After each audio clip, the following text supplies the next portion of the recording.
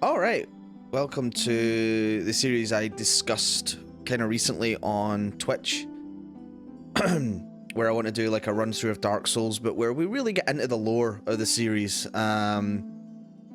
our time with it rather than the kind of rushed through style I do on Twitch, where I just try and play the fucking game and I skip all the dialogue and cutscenes and stuff. Well, this time we're going to go through absolutely everything. Keeping with our kind of comfy series feel, I've gone with the name Dick Stroker. I am... That was loud. Picking the Thief class to start with the Master Key. That lets me start with a different gift, but still unlock all the doors early on.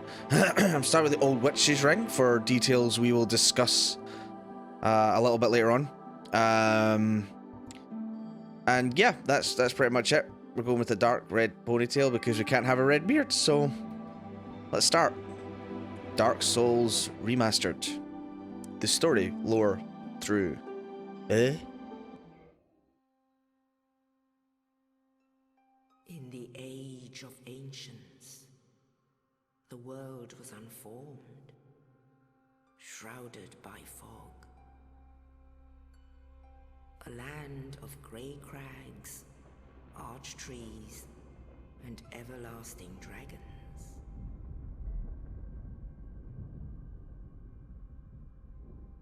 But then there was fire, and with fire came disparity. Heat and cold, life and death, and of course, light and dark.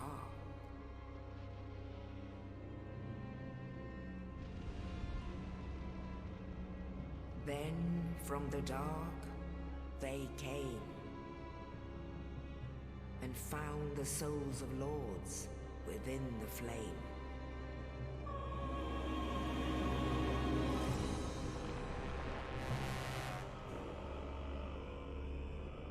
Nito, the first of the dead.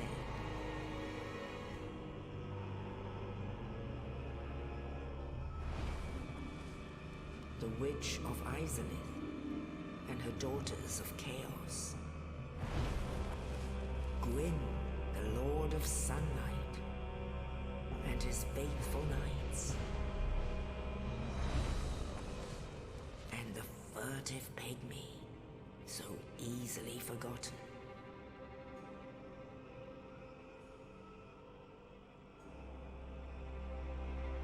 With the strength of lords, they challenged the dragons. Gwyn's mighty bolts peeled apart their stone skins. The witches weaved great firestorms. Nito unleashed a miasma of death and disease. And Seath the Scaleless betrayed his own, and the dragons were no more.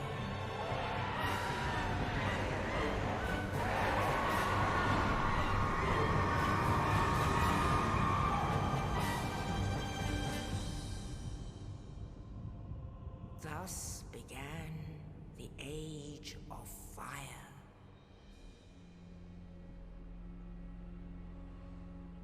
But soon the flames will fade, and only dark will remain.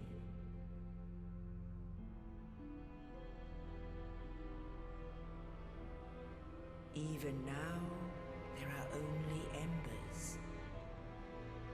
And man sees not light, but only endless nights. And amongst the living are seen carriers of the accursed dark side.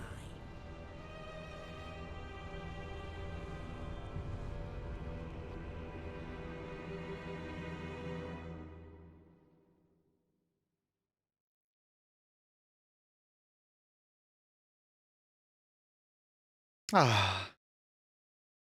I'm looking forward to this.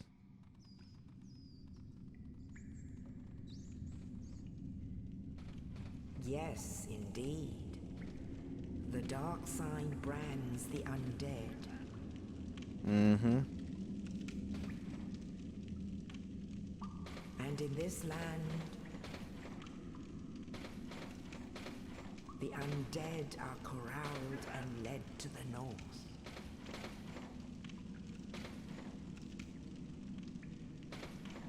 Where they are locked away to await the end of the world.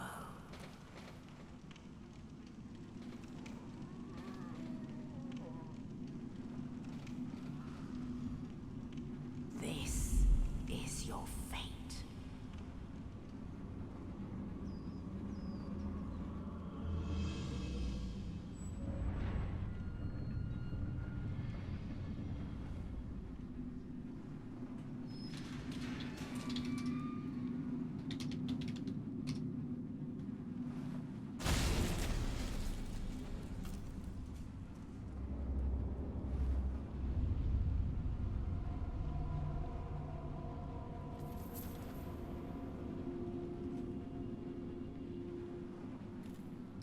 And there we go. Mysterious Night throws down our escape. Now, first thing I'd like to point out is something that was brought to my attention through just watching various things online, and it's the items in this game are never lying around the floor. They are either on a corpse or in a chest.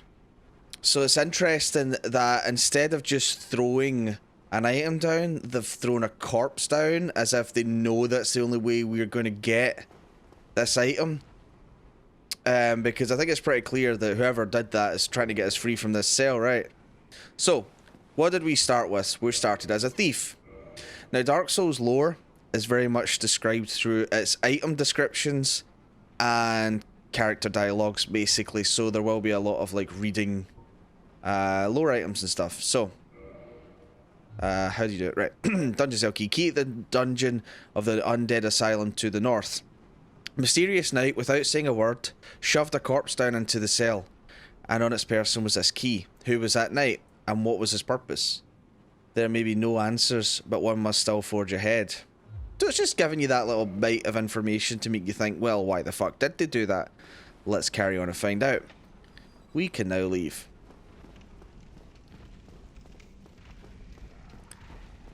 So, we're going through that. Also very interesting as... Was that a summon sign?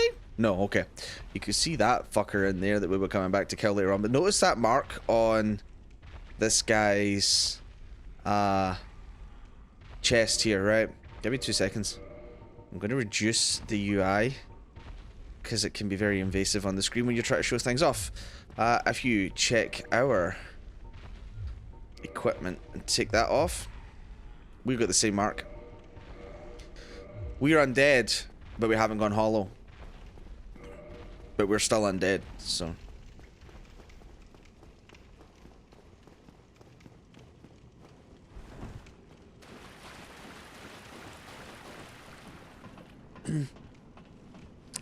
I think I've made my UI a bit small for the reading we're going to have to do this series, so I'll increase it in a minute, but...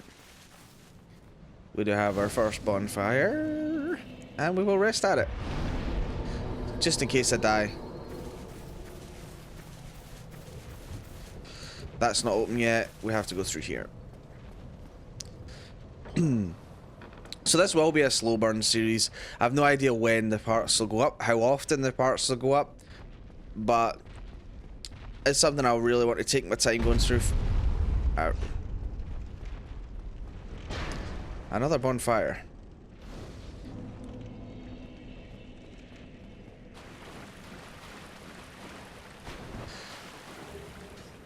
Target shields. We don't need no stinking shield. Bandit's knife. And a target shield. We'll see if there's any lore on that in just a second. I hate the dagger, but the knife damage is nice. Also 69. Blech.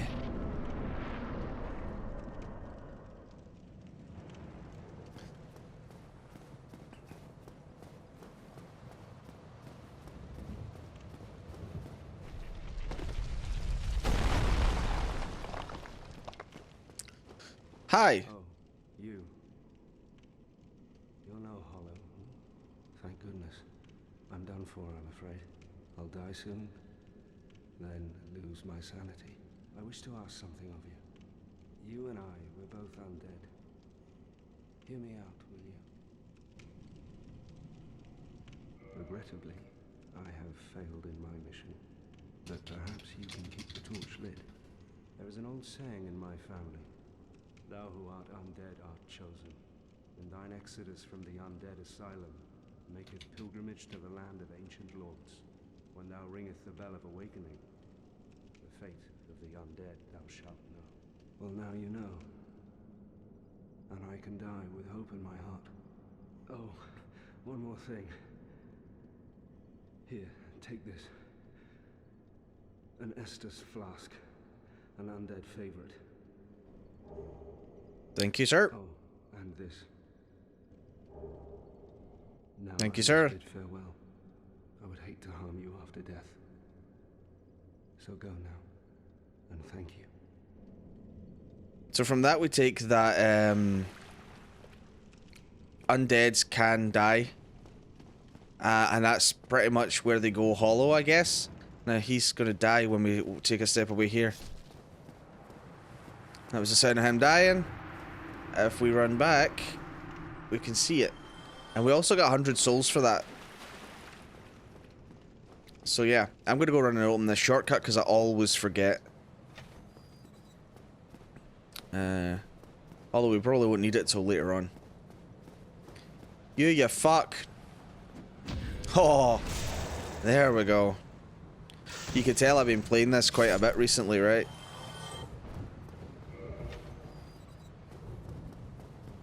And that was, we unlocked that with the key that he gave us. Now, he was supposed to originally have, apparently, oh shit.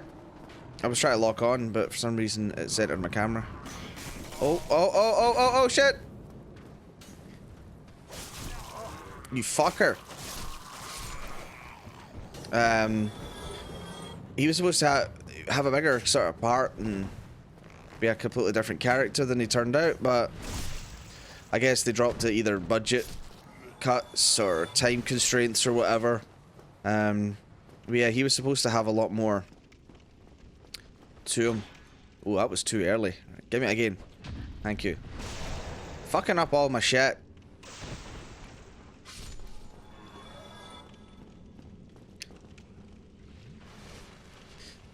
I'm going to quickly just increase my UI a little bit more. I wish I still kept this menu in central though. Yeah, that's probably a good balance. Right.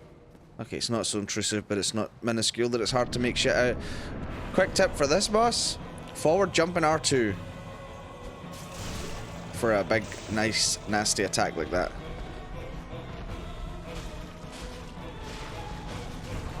Ooh, I got greedy. I fucking mistimed the fuck out of that. Let me heal up there.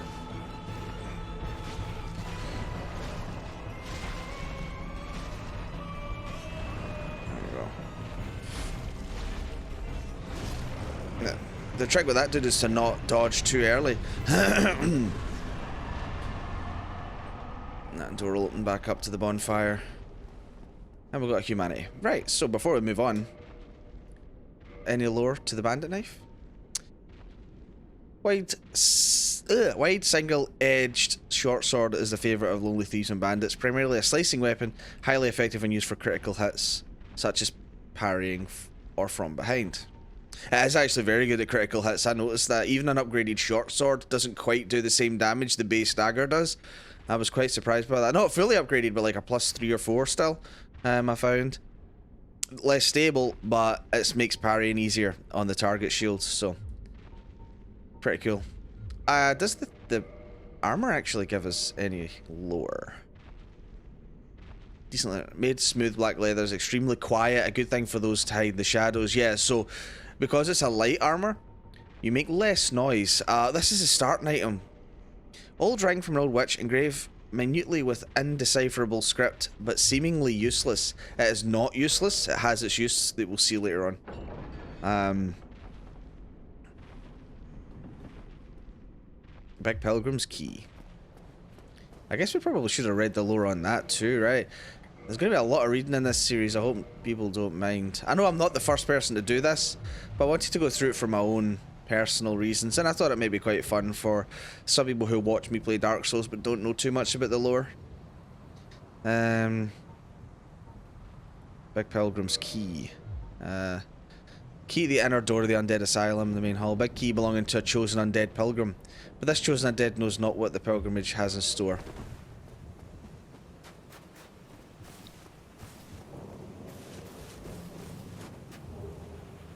Soul of a lost undead.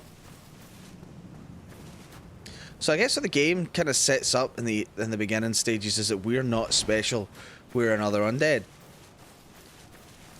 We just need to go and prove ourselves. That's what I take from it anyway. Can't remember if there's anything else, but let's just move on. Crow time. Only in the ancient legends it is stated that one day an undead shall be chosen.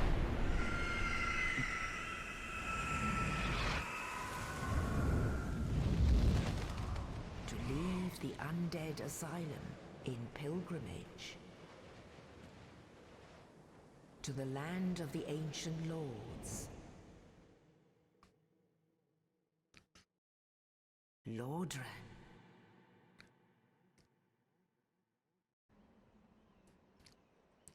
And we're in Lordran. Or we're about to be. That off to the left there, I'm sure that's where we fight the gargoyles. The Undead Burg below to the right. But first, we're in Firelink fucking Shrine. Hell yeah.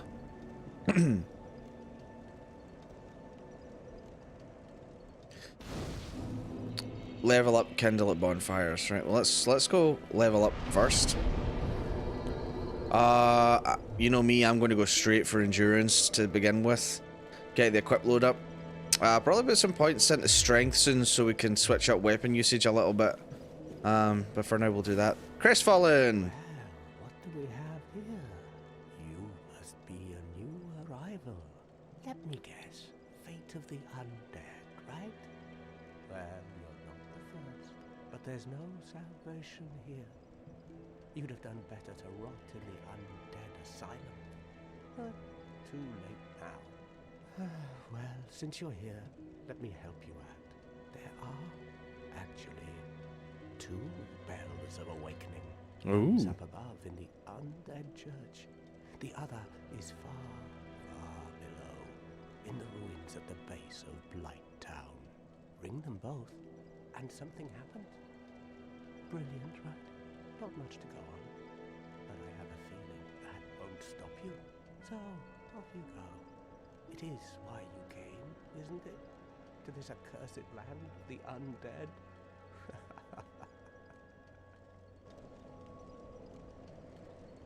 Ah, your face.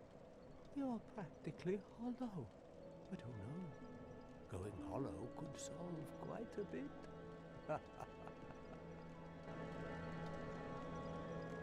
So he's definitely not the most stable human. Restoring your humanity? Well, there are a few ways to go about it. Collected bit by bit from corpses. Or you can butter up a cleric and get yourself summoned. And the quickest way, although I'd never do it, is to kill a healthy undead and pillage its humanity. Coveting thy neighbor is only human, after all.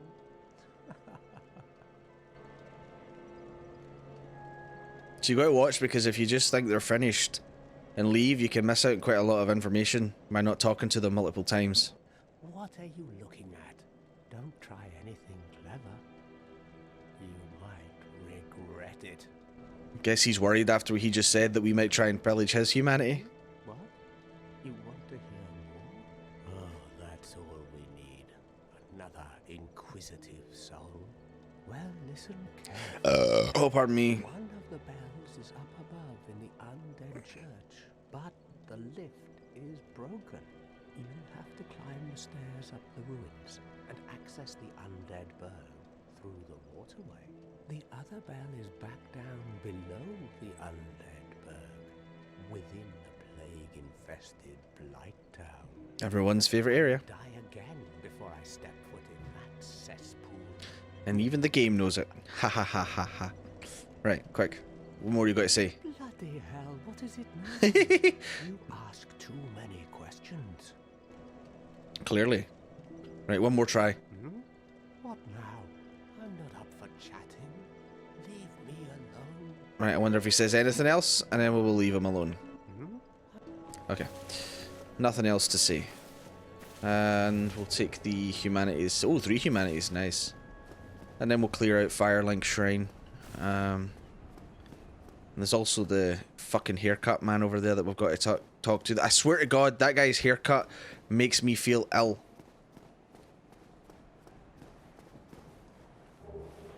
Firebombs, nice. A couple of places I like to use those in the early game. Boss fights and stuff, just to make things a little bit less stressful. Hello. Hello there. I believe we are not acquainted. We are not. Petrus of Firelink. Petrus. Have you business with us? If not, I prefer to keep a distance, if possible. You'll speak to me when I say you speak to me. You got that? Hello there. I realize that I have requested that we retain our distance, but I also want you to know that it is not meant in ill will. Here, take this as a token of peace. No, go ahead. It's for you. Copper coin. Oh my, you again. Oh, I know. How about this? I have to await my companions here anyway. So what if I were to teach you some miracles? Would that please you? Very well. Then first, a covenant with the gods. So we have to join the covenant the way away. To pledge yourself to the miracles and all that shit. Now let me share my miracles. Only their ultimate effectiveness will be determined by your efforts and your faith. We'll learn a gesture from him. Shrug. That works. We'll also look at what he's selling. So he's selling the miracles, right? So, and the talismans for them. Great heal, homeward force. So heals, I mean, these kind of explain themselves, right? That works as a homeward bone. That's a big heal. Force is cool as fuck.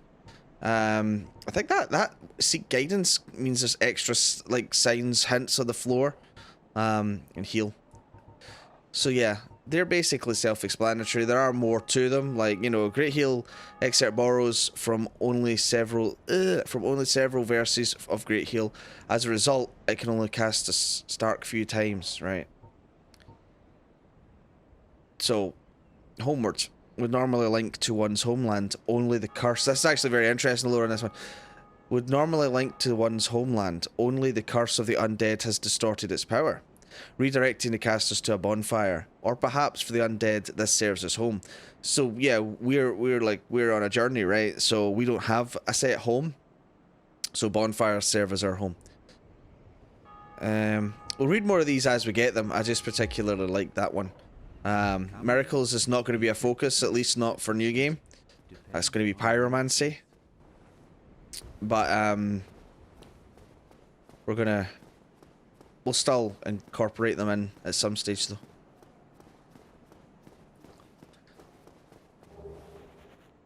More squishy souls. I mentioned it's good having the jump button to L3 and not mashing circle. I've never liked that because you end up jumping when you want to roll and stuff, and yeah.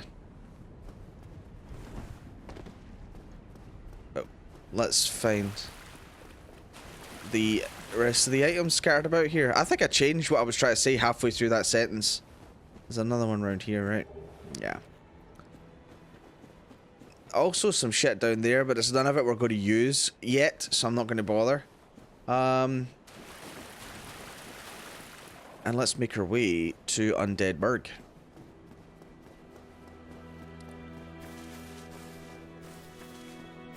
I probably missed something in Firelink Shrine, but we'll find it later.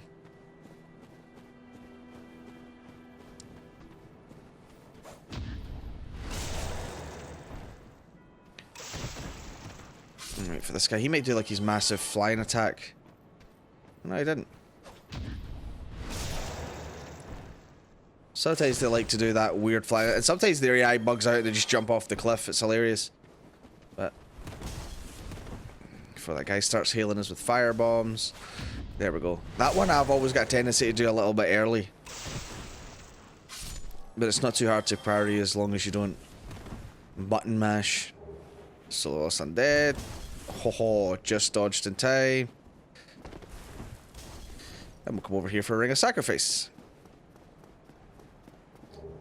Ring of sacrifice. This mystical ring was created in a sacrificial rite of Velka, the goddess of sin. I swear will lose nothing upon death, but the ring itself breaks. So we basically equip that if we've got lots of souls that we don't want to lose, and if we die, we don't lose the souls. But you can only use it once. I think there are several of them, though, you know. I don't think I've ever used one. I could be wrong. Maybe I did like once or twice, but I don't think I've ever used. It's not something I use very regularly. Like, of course, because I'm a simple man with simple pleasures, we will be parrying the fuck out of people, because that's how I like to play this game. It's satisfying. It's still satisfying.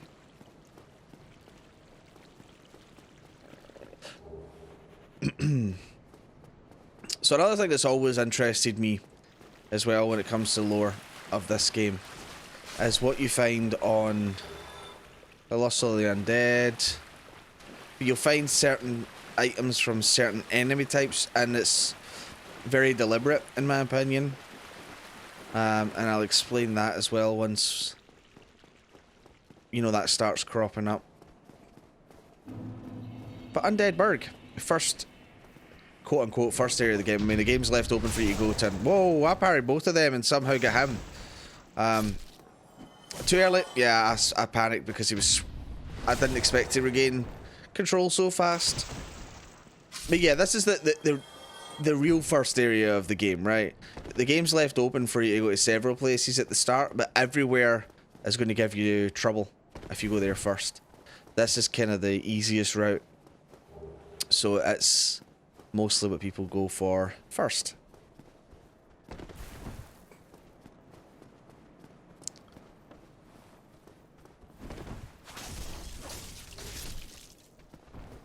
Okay. Too early. Perfect.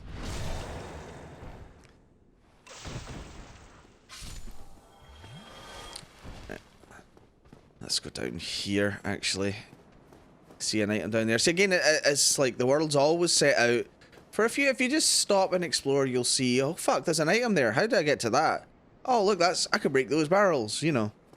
It's not handed to you on a plate, but it's not necessarily extremely well hidden sometimes either. I mean, some stuff obviously is, but I hate that you can't knock them off while they're climbing up. I was too late. Fuck you, bud. Okay.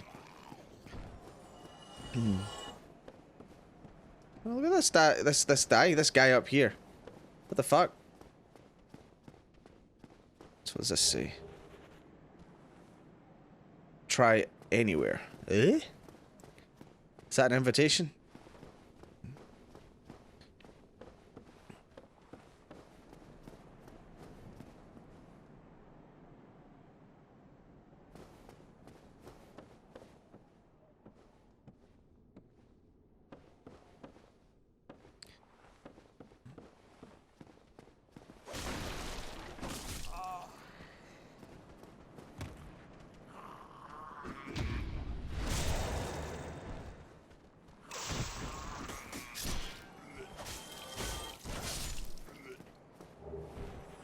Rubbish. All that ambush would have been for rubbish.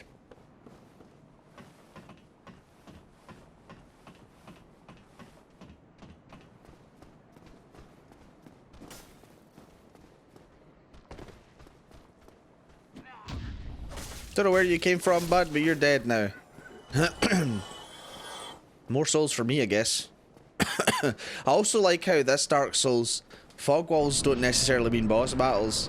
And the first time through, it's like, am I going into a boss battle here? You know, it's kind of gives you that, what the fuck? You know, it gives you that kind of tense moment. Obviously, oh, big dragon. Obviously, once you played the game a few times, you know which is and which isn't. But you know, like with me, when I came from like playing Bloodborne first, and then Dark Souls 3. So like fog wall in those games, you know, means boss.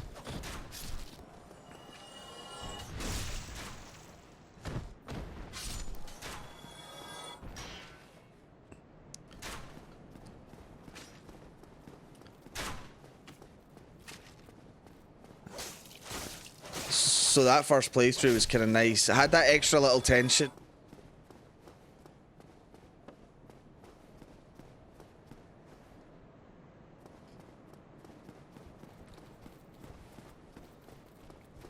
Ah, I wanted a backstab. Yeah, bastard. I always hate spear enemies in these games. Nope, I'm getting stuck on the goddamn boxes.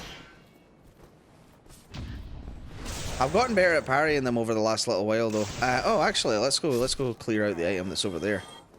Yeah.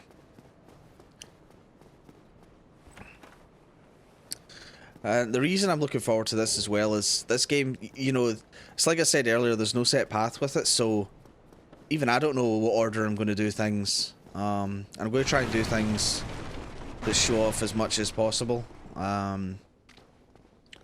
And what I feel so far ties in best.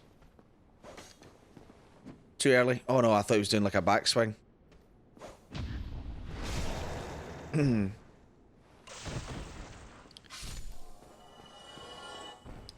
And I will not be killing this man early for the katana. I probably won't use a katana much, if at all. Then you are a welcome customer. I trade for souls. Everything's for sale.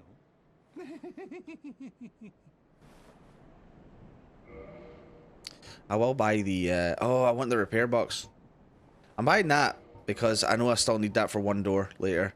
I'm hoping to find a short sword soon. I might start, yeah, I'm probably going to, Dex is always going to be my favourite style of play, but I'm going to try and evenly level up strength as well, so that I can run some great swords, because it's a new style of play for me, and that's also kind of the point to this, is I don't want to run the same shit that I always run.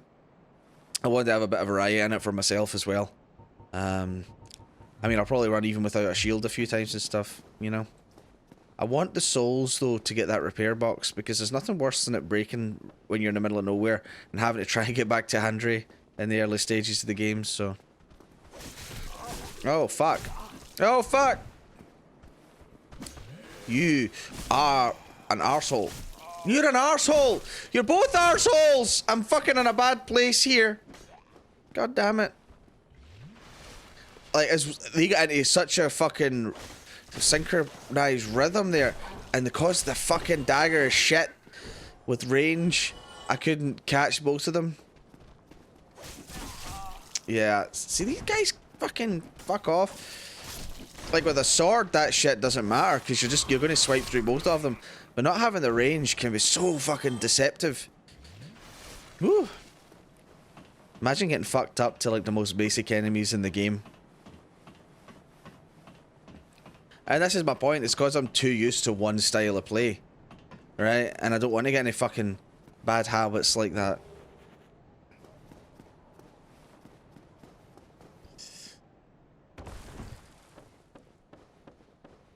Nice little jump. For a crossbow, I always wish this was a bow, but okay.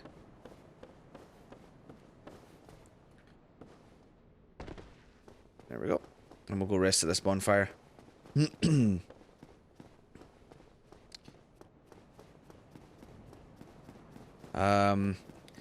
resting at this bonfire is actually probably a good place to finish this. It's going to be a slow series. And that's the intention of it. I want to, like I say, read through the lore of all the items. Like, what's this? Like, separation crystal. This black crystal, a long symbol of farewell, is granted to banished undead. The crystal sends phantoms back to their homes or sends you back to yours. Beware of the frickle you said you intend to, yeah, blah, blah, blah. You know what I mean? It's something I want to go into these things. I'm not going to start reading things like, oh, what's the lore of the rubbish? You know, but like, what is the lore of the copper coin? Coin made of copper, funnily enough. You know, its face shows. I thought I said shadows. I'm going to fucking have to wear my glasses for this. Old Man MacLoif, god of medicine and drink. Even coins of great value in a world of men have little value in Lordran, where they accept where the accepted currency is souls. Those who dream of returning to the outside world are fond of carrying these around. So that's interesting. You know what I mean? So yeah, it's going to be a slow burn. I hope everybody enjoys it. I'm going to carry on with it regardless, for myself, and I might as well share it. Because these games are designed in a way to discuss them, right? So if I'm wrong about something, or you don't agree with the way I've interpreted something, tell me, let me know, and we'll discuss it. Obviously there hasn't been any or much of that in the first part here, but it'll definitely expand more as we go on. And what I'll do is rest here, and I will see you next time. Bye bye.